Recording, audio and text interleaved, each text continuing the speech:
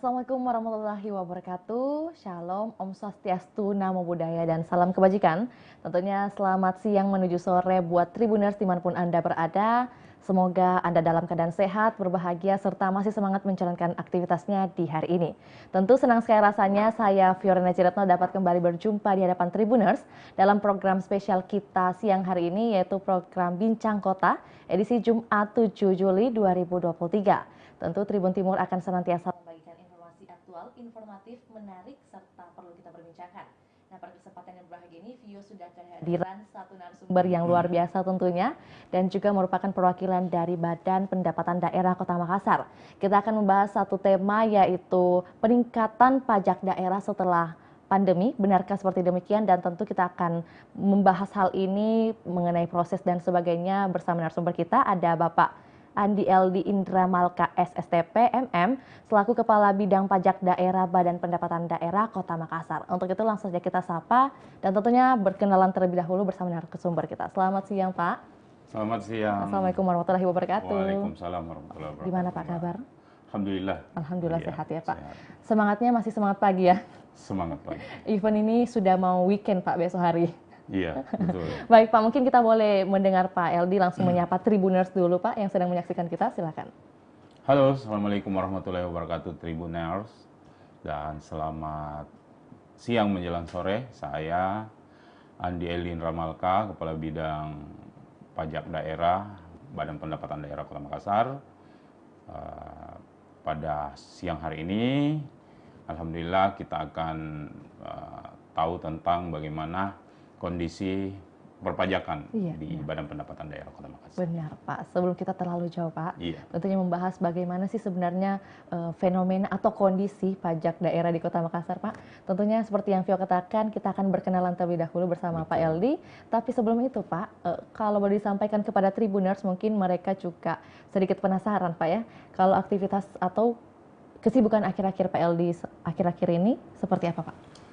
Kalau kami untuk saat ini, saya sebelumnya baru beberapa bulan di Badan Pendapatan Daerah Kota Makassar. Sebelumnya kami menjabat sebagai Kepala Bidang Rehabilitasi Sosial Dinas Sosial Kota Makassar, yang notabene-nya itu selalu di lapangan. Dan alhamdulillah pada hari ini saya diundang oleh Tribun Nars untuk melakukan perbincangan terkait masalah pajak daerah, yang mana notabene-nya itu memang kita di Badan Pendapatan Daerah Kota Makassar itu super sibuk di saat di bulan pertama itu tanggal 1 sampai dengan tanggal 15, bagaimana wajib pajak itu melaporkan pajaknya untuk membayarkan kewajibannya sebagai wajib pajak, seperti itu. Berarti ini baru tanggal 7, istilahnya masih ada beberapa hari lagi untuk istilahnya proses pembayaran begitu ya Pak. Sekali. Kemudian nanti adanya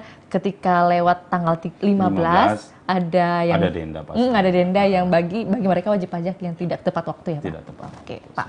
Mungkin kalau transisi dari awalnya sektor sosial Pak, khususnya di bagian rehabilitasi, kemudian menjabat di bagian perpajakan Pak istilahnya Pak, bagaimana Pak kesan-kesannya mungkin yang bisa dibagikan kepada Tribuners Pak? Kalau kesan-kesan itu kan semua bisa sebenarnya, semua bisa. Karena kenapa? Kita pernah sekolah sebelum kita memasuki tahap bekerja, itu kita pernah sekolah. Saya alumni Sekolah Tinggi Pemerintahan Dalam Negeri.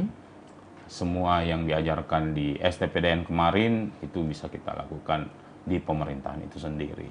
Yang mana bila mana kami ada di dinas sosial, kami bisa bekerja sesuai dengan amanah dari pimpinan kami, yaitu Bapak Wali Kota Makassar dan Wakil Wali Kota Makassar. Dan bila mana kami ada di Badan Pendapatan Daerah, insya Allah kita juga akan. Tapi dalam kondisi saat sekarang ini kita masih belajar.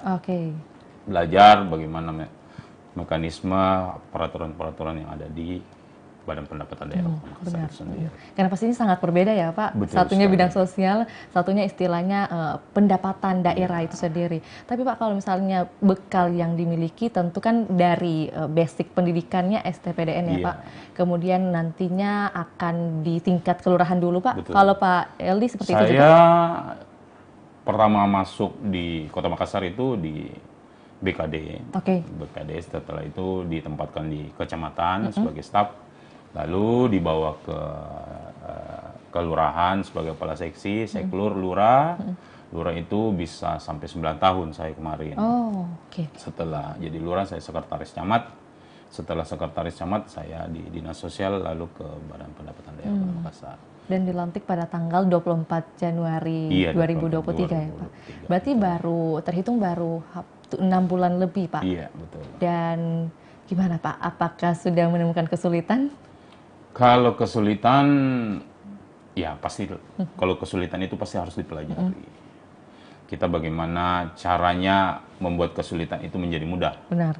Tetapi pasti otomatis harus banyak berkoordinasi antara staf, pimpinan yang ada saat sekarang, sehingga kita bisa mengetahui bagaimana apa yang bisa kita selesaikan di kesulitan-kesulitan tersebut. Seperti itu. Baik Pak, dengan istilahnya pendatang baru Pak di bidang pendapatan daerah, tentu ada prinsip-prinsip yang Anda lakukan begitu dalam adaptasi bersama rekan-rekan lainnya Pak. Kalau Pak Eldi sendiri mungkin boleh disampaikan prinsipnya dalam bekerja itu seperti apa sih? Kalau prinsip dalam bekerja itu gampang-gampang susah sedikit. Bagaimana kita bisa mengetahui apa arahan-arahan dari pimpinan yang pertama. Yang kedua, bagaimana kita bisa membaur kepada seluruh para staf yang ada di Badan Pendapatan Daerah, otomatis khusus di bidang pajak daerah juga. Karena kenapa? Kalau kita tidak bertanya, kalau kita tidak melakukan hal-hal yang memang kita prinsipnya kita pernah dapat, sehingga bisa memberi arahan-arahan kepada bawahan, itu sangat-sangat bisa kita lakukan di Badan Pendapatan Daerah Kota Makassar. Baik, bahkan kalau kabarnya yang kita dapatkan informasi begitu Pak Eldi sempat mengatakan bahwa prinsipnya adalah tidak adanya kecemburuan antara anggota. Benar demikian Pak? Betul. Oke, boleh dijelaskan maksudnya ini Pak? Mungkin pernah mendapatkan pengalaman seperti itu atau gimana Pak? Saya semenjak jadi pejabat di pemerintah Kota Makassar, baik di kelurahan maupun di kecamatan maupun di dinas sosial dan di beberapa pendapatan, saya hampir samakan semua. Saya bisa menjadi bagian daripada mereka. Saya jarang juga ada di dalam ruangan saya itu sendiri. Saya katakan sama staf, boleh kita bersilaturahmi, boleh kita bercanda, tapi mungkin ada batasnya. Boleh kita jadi pemimpin, boleh kita juga jadi bawahan, seperti itu. Jadi kalau kita mau beda-bedakan satu sama lain, pasti otomatis kemungkinan ada yang cemburu. Benar. Nah, tetapi kan kita ini, saya coba berbaur, saya bilang, di mana saya mau duduk, di situ saya pasti akan duduk. Walaupun di tempat staf saya itu sendiri, seperti itu. Jadi di mana saat dia kerja, mungkin saya tidak bisa langsung, pindah dulu, enggak, seperti itu. Di saat dia kerja, ya harus kerja seperti itu. Di saat saya mau duduk di mana, ya saya perhatikan semua, saya pindah-pindah, mulai dari depan, belakang, tengah, sampai supaya melihat bercengkrama, beralur cerita bersama mereka itu jauh lebih bagus. Benar, karena intinya kedekatan emosional itu sangat penting ya Pak. Jadi bisa pekerjaan itu rasanya semua terasa mudah lah Pak. Jadikan mereka itu sebagai saudara, bukan jadi atasan bawahan, karena yang membantu kita di lapangan, yang membantu kita di dalam lingkup itu sendiri itu adalah staf kita sendiri. Benar Pak. Untuk itu Pak, mungkin untuk mengawali perbincangan kita memasuki tema pembahasan, tentu kalau dari job desk Pak Eldi saat ini kan sebagai kepala bidang pajak daerah.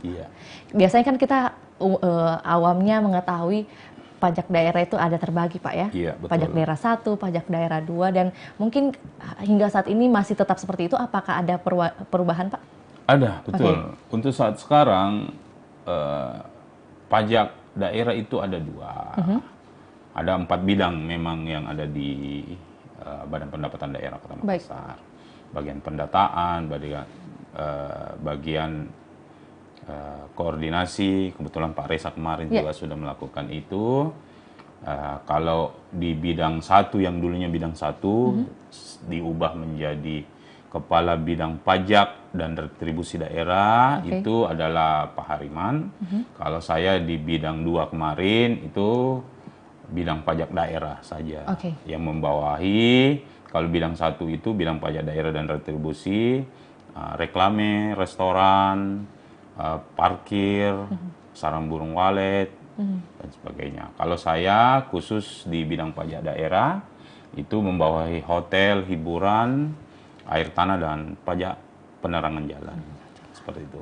Dan memiliki 2 kasubid, kasubid bidang pajak daerah yang menangani hotel dan air tanah, dan restoran serta PPJ, seperti itu. Mengapa ada pembedaan dari sektor itu, Pak? Restoran dan PPJ, dan tadinya ada apa, Pak?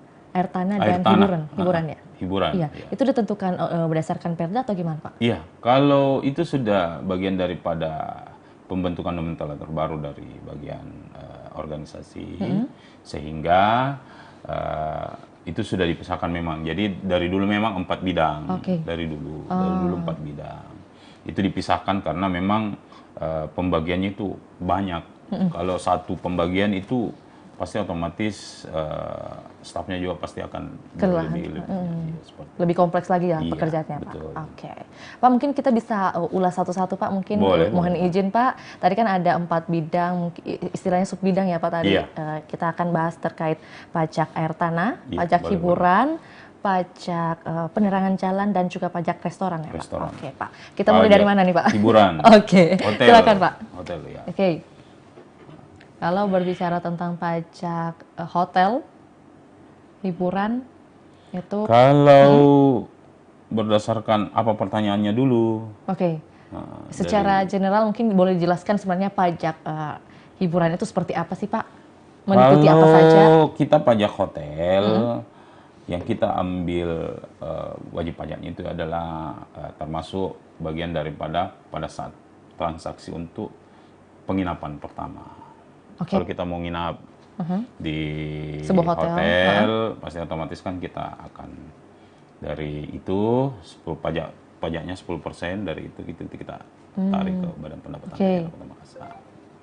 Nah, kalau dari pajak hiburan itu sendiri, itu ada beberapa item memang pajak hiburan, termasuk konser, termasuk permainan anak-anak, termasuk apa lagi?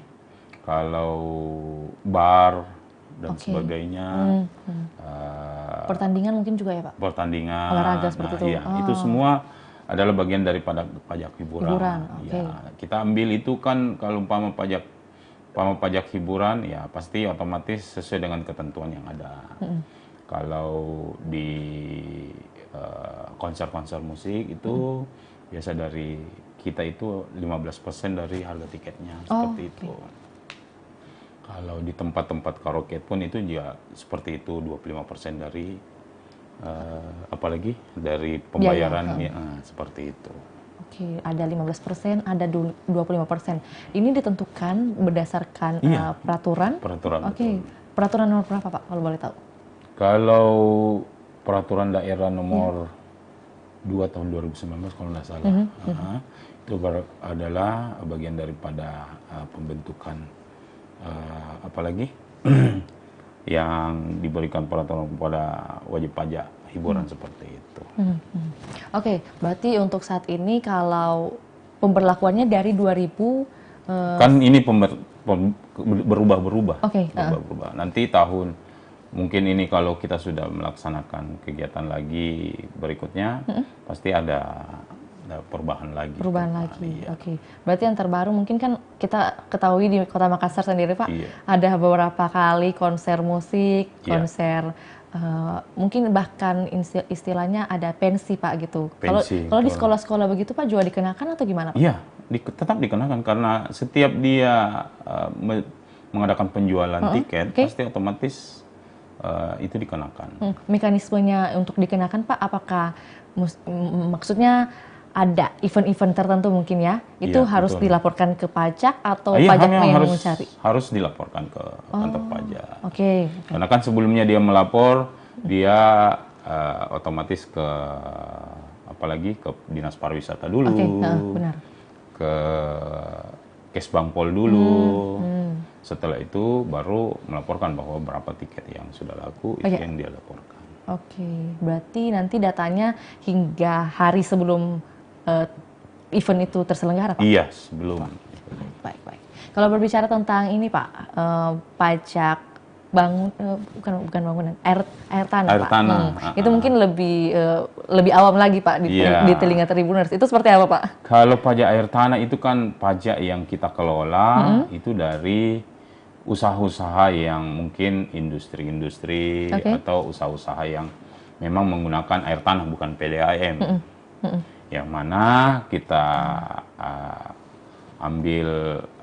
kita lihat ke lapangan, didata oleh bagian pendataan, sehingga itu menjadi wajib pajak yang kita kenakan wajib pajak, seperti itu. Air tanah itu kan kalau dikelola orang per orang, seperti rumah biasa, itu Rumah tidak tempat jadi. tinggal? Ya, itu bukan jadi apalagi?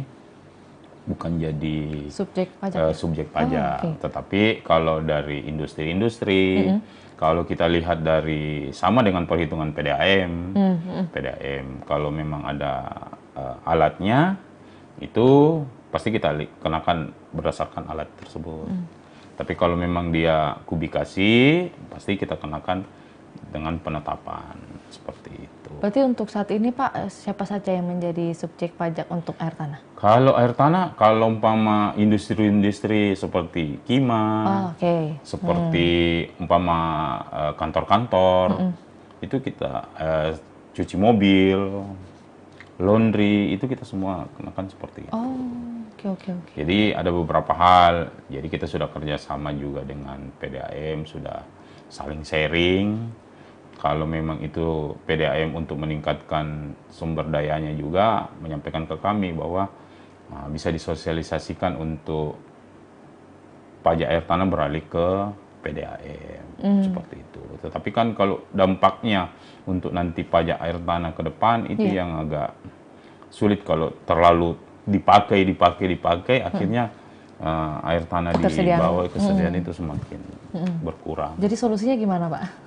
Solusinya menyampaikan kepada masyarakat untuk lebih menghemat lah, seperti itu. Yang pertama. Penghematan air nih ya. Karena kan kalau di rumah-rumah itu, apalagi di Kota Makassar, ya kalau air tanahnya cukup bersih sih kalau kita lihat. Saya juga di rumah masih pakai itu air tanah.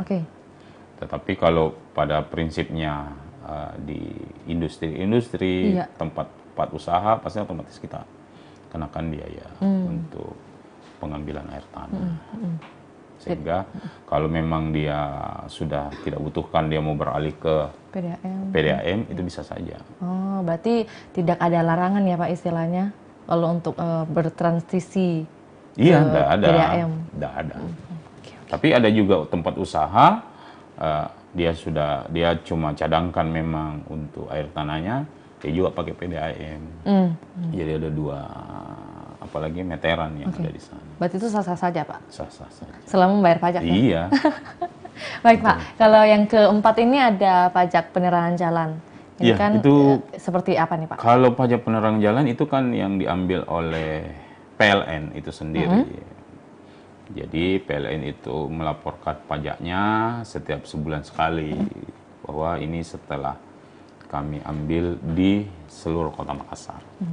Baik. Jadi kalau kita membayar pajak, kita bayar listrik kan sudah ada di situ. Sudah ada di situ. Sudah termasuk ya, Pak? Sudah termasuk pajaknya di situ. Oke. Ya, Pak, kalau berbicara terkait 4 jenis pajak yang dalam hal ini Kepala Bidang Pajak Daerah yang mengakomodir lah, Pak, istilahnya, Pak. Seberapa besar, Pak, keempat pajak ini dalam pendapatan asli daerah? Semua berpengaruh untuk PAD Kota Makassar, tetapi pada prinsipnya dikala itu umpama di pajak hotel, di mana pada saat event-event internasional, event-event nasional ada di Kota Makassar, itu semakin pasti banyak tamu juga yang nginap di hotel-hotel. Semakin banyaknya tamu juga nginap-nginap di hotel, berarti semakin besar kemungkinan pajak daerah itu akan masuk ke semakin meningkat. Makassar. Betul. Ada peluang ya Pak? Banyak sekali, karena alhamdulillah Wali Kota Makassar ini sudah berbicara kelas dunia ya, sudah berbicara ke mana-mana bahwa di Kota Makassar itu seperti ini loh. Nah, jadi akhirnya kemarin kami kedatangan tamu dari awal bulan sampai dengan hari ini, insya Allah nanti tanggal 10 itu kita akan ada Rakernas Apeksi Wali Kota se-Indonesia. Itu 90 wali kota yang hadir. Itu semua pasti hotel-hotel yang ada di Kota Makassar itu hampir semua terisi. Karena kalau kita juga melaksanakan Apeksi di luar kota itu sampai ratusan biasa kita yang datang. Di sini kayaknya hampir ribuan yang datang. Jadi itu adalah peningkatan besar. Karena kalau umpama dia datang, mereka datang ribuan, ya pasti otomatis yang apalagi pajak-pajak yang lain seperti restoran, itu pasti otomatis juga ikut meningkat.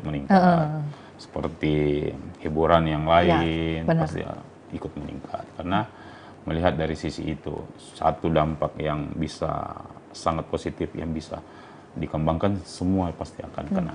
Kalau kita berbicara angka Pak, tentunya Tribuners kalau sekedar mengetahui adanya peningkatan, kurang rasanya kalau nggak mendengar angka nih Pak. Mungkin kalau peningkatan dan khususnya tadi Pak Eldi sendiri mengatakan akan meningkat lagi hingga nanti tanggal 10 Juli ya Pak? Iya. Itu peningkatannya di angka berapa persen sih Pak dari mungkin tahun-tahun sebelumnya? Kalau dari tahun-tahun sebelumnya, kita ini dalam kondisi perbaikan-perbaikan, termasuk setelahnya COVID-19, yang mana notabene-nya COVID-19 itu adalah bagian rezeki juga sih, tapi kan bukan kita mengatakan bahwa musibah.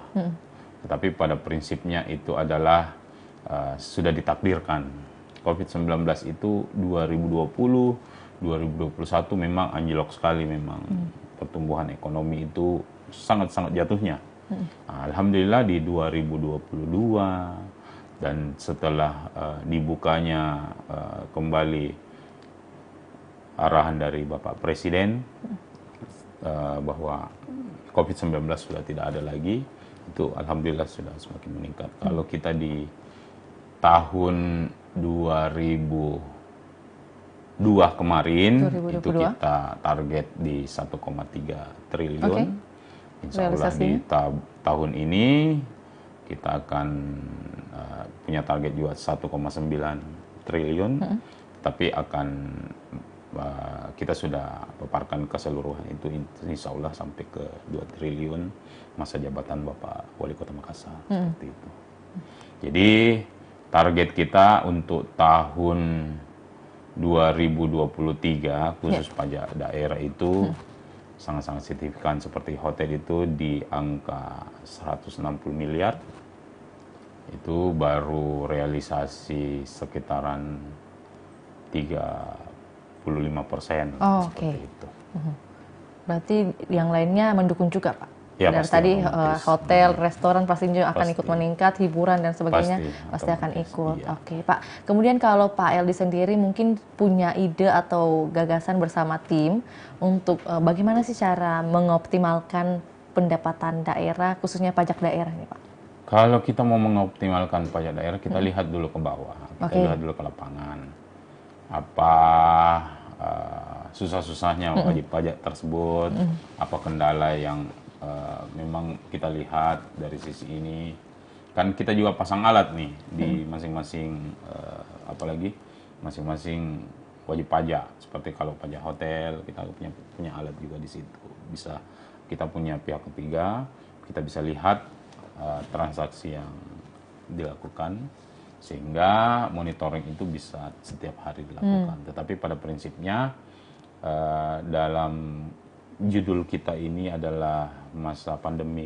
Setelah masa pandemi, Itu kita coba berdiskusi, kita coba mengundang biasanya wajib pajak untuk bagaimana melihat, apalagi pernah kita mengadakan sosialisasi di hotel-hotel, bagaimana pengembangan dan aturan-aturan pelaksanaan wajib pajak tersebut untuk bagaimana meningkatkan pembayaran dari apa yang menjadi perhatian dari mereka seperti itu. Dan ini yang tadi Pak Eldi sampaikan, ada sosialisasi yang dilakukan mungkin di beberapa hotel ya di Kota Makassar. Ini kan kalau boleh dilihat dan ada di sosial medianya Bapenda Makassar. Betul. Itu kan secara berkala ya Pak? Hampir setiap tahun kita gitu. Itu sebenarnya segmentasinya atau sasarannya ke wajib pajak saja atau ke elemen-elemen lain juga Pak? Hampir semua ke wajib pajak. Itu adalah kepatuhan membayar. Iya, membayar pajak kepada Badan Pendapatan Daerah Kota Makassar. Terbaru kan ini ada di bulan Juni kemarin Pak. Apakah akan ada lagi di bulan-bulan selanjutnya di tahun ini? Kalau tahun ini mungkin di bulan Juni kemarin kita laksanakan. Kalau memang itu ada pelaksananya pasti kita informasikan lagi ya. Oke. Pak, jadi kalau Tribuners mungkin bertanya nih, apakah sudah kembali 100% pendapatan asli daerah dari dari pandemi hingga pasca pandemi ini? Kalau 100% itu belum juga sih. Tetapi bagaimana kita menjadikan 100% itu pasti ada usaha-usaha yang harus kita lakukan. Seperti banyak sosialisasi.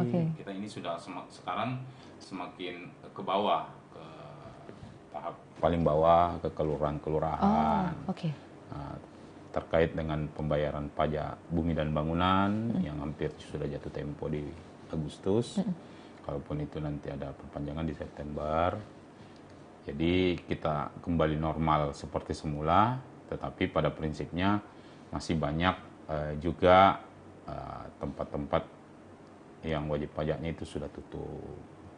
Seperti hotel besar itu kan kita lihat seperti Singgasana, yang apalagi yang di samping Mall Ratu Indah itu.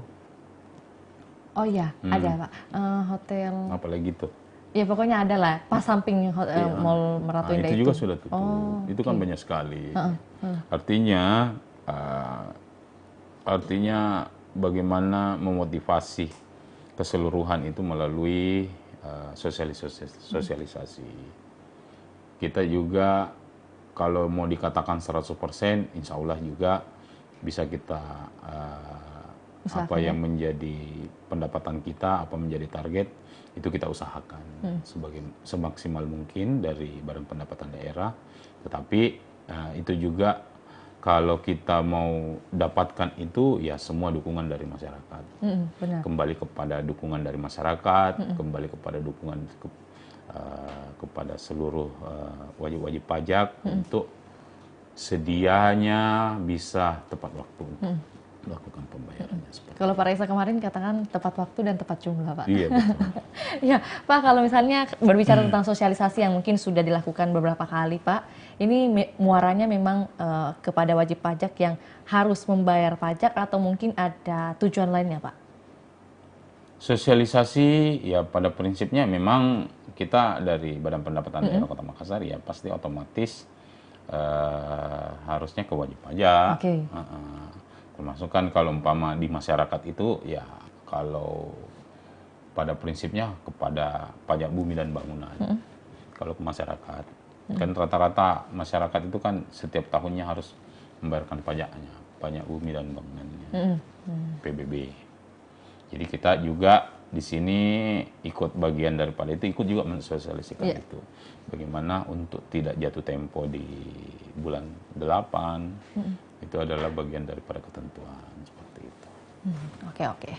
Kita berbicara atau kembali ke 4 tadi Pak, pajak daerah termasuk pajak hotel Pak. Kalau di tahun 2023 ini memang tadi Pak Eldi mengatakan akan optimis ada peningkatan pasca pandemi. Betul. Tapi kalau diangkakan Pak, tentu ada perbedaan signifikan pada saat pandemi dan di tahun 2023 ini kan Pak? Iya. Itu bedanya berapa persen lah Pak istilahnya? Mungkin ada data yang Anda bawa Pak? Oke.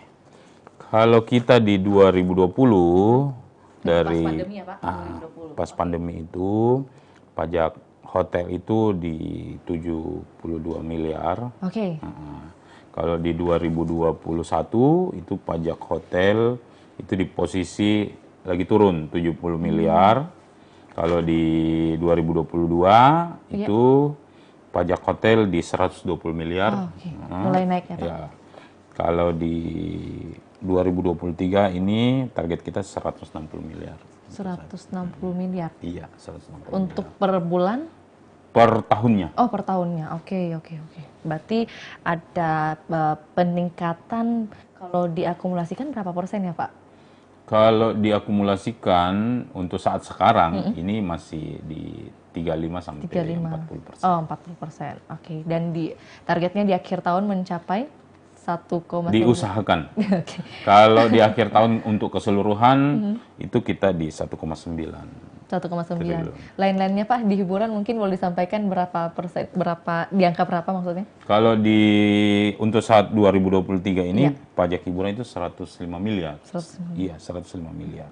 Dibanding 2020 Pak pada saat pandemi ada di angka berapa? Kalau di masa pandemi itu di posisi jauh sekali 28 miliar. Tetapi pada prinsipnya untuk mendapatkan itu pasti harus kerja keras. Kerja keras.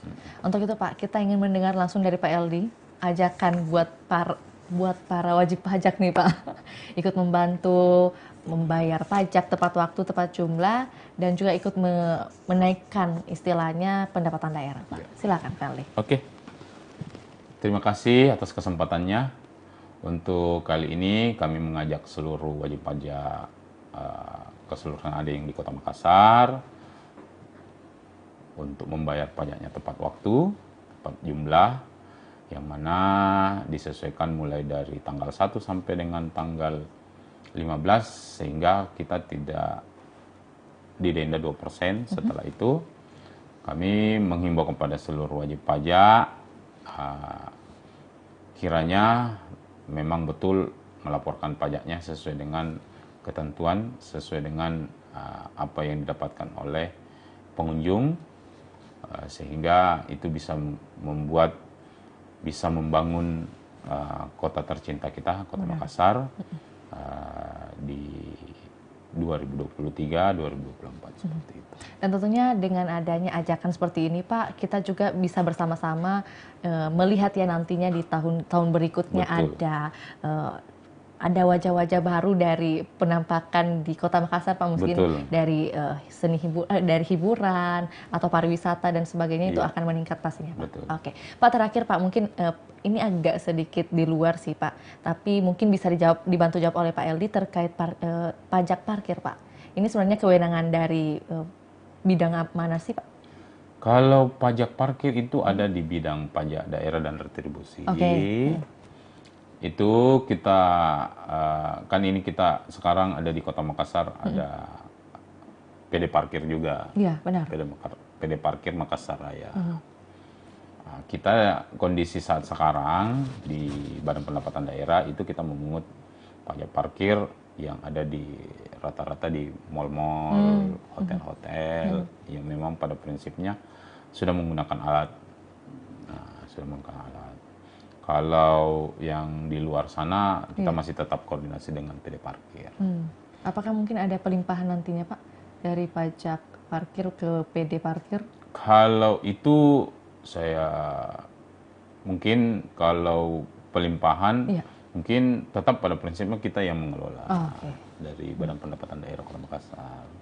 Tetapi kalau wewenang dari PD Parkir ya hanya melakukan pemungutan mungkin di parkir-parkir yang sudah ada spot-spotnya tertentu.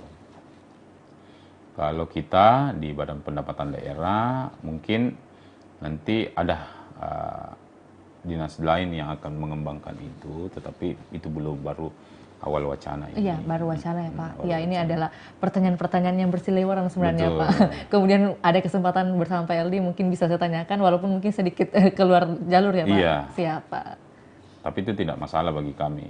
Yang namanya kalau di Badan Pendapatan Daerah Kota Makassar, memang kita juga harus tahu keseluruhan apa sih yang ditangani oleh ini, tetapi untuk masuk ke ranah wewenang pada saat itu kita tidak sampai ke situ. Tapi untuk bisa mengetahui ini pajak ini, ya pasti otomatis harus kita ketahui siapapun itu.